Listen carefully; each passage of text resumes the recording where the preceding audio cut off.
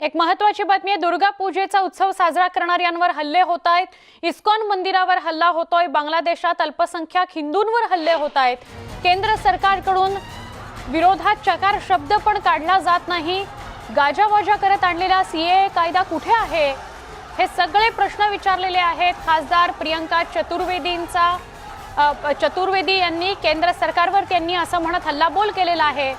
शिवसेनेच्या खासदार प्रियंका चतुर्वेदी यांनी हे अनेक महत्त्वाचे मुद्दे उपस्थित केलेत। दुर्गा पूजेचा उत्सव साजरा करणाऱ्यांवर हल्ले केले जात आहेत। इस्कॉन मंदिरावर हल्ला केला जातोय। बांगलादेशात अल्पसंख्याक हिंदूंवर हल्ले होत आहेत। केंद्र सरकारकडून विरोधात चकार शब्द सुद्धा काढला जात नाही। गाजावाजा करत आणलेला सीएए कायदा कुठे आहे असा प्रश्न विचारलाय खासदार प्रियंका चतुर्वेदी यांनी आणि केंद्र सरकारवर हल्लाबोल करत अनेक प्रश्न त्यांनी विचारले आहेत।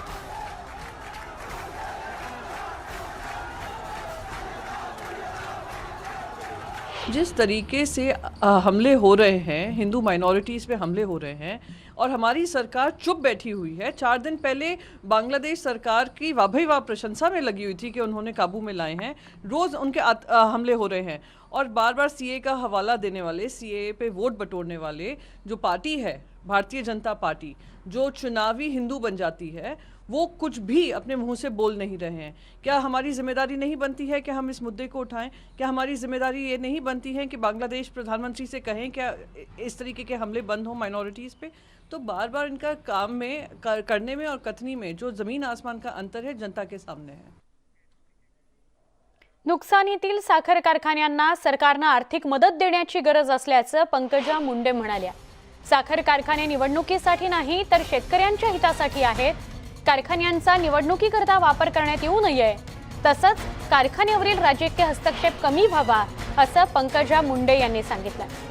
तोट्यातील साखर उद्योग जगवण्याकरता सरकारने पॅकेज देण्याची मागणी सुद्धा त्यांनी केली आहे। नवी दिल्लीमध्ये भाजपच्या केंद्रीय कार्यकारिणीची बैठक होतीये। या बैठकीकरता पंकजा मुंडे या नवी दिल्लीमध्ये आहेत। यावेळी त्यांनी साखर उद्योगावर भाष्य केलं। नुकसानीत कारखाने आहेत, त्यांच्या बाबतीत भूमिका घेऊन कारखाना चालू राहायला पाहिजे। नुसता निवडणुकांसाठी कारखाना नसून तो शेतकऱ्यांसाठी आहे। कॉपरेटिव्ह स्ट्रक्चरमध्ये सुद्धा काही बदल आणले तर कारखाने चालू राहतील, शेतकऱ्यांचं नुकसान होणार नाही आणि राजकीय हस्तक्षेप कमी होतील। साखर उद्योगावर झालेला कर्जाचा डोंगर कमी करण्यासाठी त्याच्यावर व्याज वगैरे माफ केलं पाहिजे। सरकारने ज्या गॅरंटी घेतलेली कर्जाची त्याची गॅरंटी सरकारने घेतली पाहिजे, कारण शेवटी साखर उद्योग हा पैसा देतो तो शेतकऱ्यांपर्यंत जातो, तो पैसा यंत्रणांपर्यंत जातो आणि साखर उद्योग फार मोठा टॅक्स हा सरकारला भरतो। आज आमची अडचण अशी झाली की आम्ही इतके लॉसमध्ये आहोत की आम्ही टॅक्स वगैरे भरण्यासाठी सुद्धा आम्हाला अडचण येते। तर असे लॉसमधले युनिट्स आहेत जे जेन्युइनली दुष्काळामुळे आणि कुठल्याही आर्थिक अफरातफरी न करता लॉसमध्ये, हे युनिट जगवण्यासाठी सरकारने पॅकेज दिलं पाहिजे। गृहमंत्री पदासाठी जयंत पाटलांना विनंती करण्यात आली आहे, मात्र शारीरिक व्याधी होतात त्यामुळे त्यांनी पद घेतलं नाही असं अजित पवार भर सभेमध्ये म्हणाले। त्याला आता जयंत पाटलांनी उत्तर दिलंय। गृहमंत्री पद स्वीकारल्यानंतर शुगरचा त्रास होतो, शुगर मागे लागू नये याकरता गृहमंत्री पद घेतलं नसल्याचं जयंत पाटील म्हणाले। डिपार्टमेंट सांभाळलं, 1 वर्ष जयंत पाटलांनी सांभाळलं। मी जयंतरावांना म्हणलं होतं की जयंतराव ह्यावेळेस पण तुम्ही घ्या ना, 1च वर्ष सांभाळलं नाही म्हणले। गृह खातं घेतल्यावर माझा बीपी वाढला, बीपी सुरू झाला, मला बीपी नव्हता, बीपीच्या गोळ्या घ्याव्या लागल्या।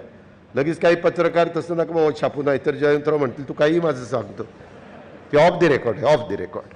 पण त्यांनी खरंच बोलून दाखवलं की अशा अशा पद्धतीनं, तसं आपलं काही होऊ नये म्हणजे झालं, ते सगळं व्यवस्थित। उलट आपल्याला ज्या काही व्याधी वगैरे असेल ती गृह खातं मिळाल्यामुळे सगळं दूर व्हावं।